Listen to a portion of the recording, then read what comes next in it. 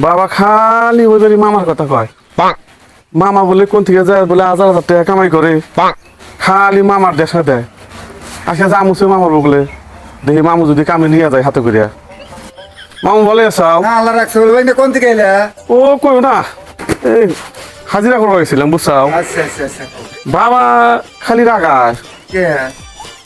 বাবা আমাদের কয় বাড়তি দেয় গরুস তোরা নাকি হাজিরা করে নাকি জীবন বাঁচবো, তোর মামা যদি তোকে নিয়ে যায় হাতে করে তাও ভালোই কামাই কামাই টামাই করা হবে। দেখ না আমি যে কাম করি না কাম তো করা হবে না।